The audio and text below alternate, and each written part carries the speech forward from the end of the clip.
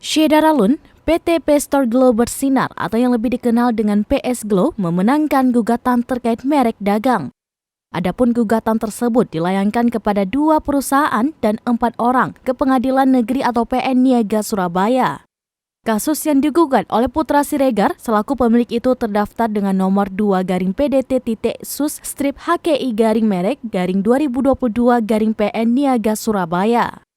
Sementara itu, putusan atas gugatan ini pun telah dibacakan oleh Majelis Hakim yaitu Slamet Suripto, Erin Tuah Damanik, dan Dewantoro pada Selasa 12 Juli 2022. Dikutip dari Kompas.com, sebagian gugatan tersebut dikabulkan oleh Majelis Hakim. Pada putusan tersebut, Majelis Hakim menyatakan PT Store Glow Bersinar Indonesia menjadi milik hak eksklusif atas penggunaan merek dagang PS Glow dan merek dagang Pestor Glow yang terdaftar pada Direktorat Jenderal Kekayaan Intelektual Kemenkumham untuk jenis golongan barang atau jasa kelas 3 atau kosmetik.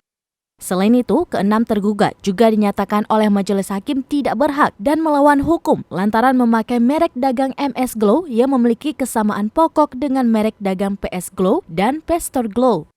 Menghukum tergugat 1, tergugat 2, tergugat 3, tergugat 4, tergugat 5, dan tergugat 6 secara tanggung renteng membayar ganti rugi kepada penggugat sebesar Rp30.990.726.332 secara tunai.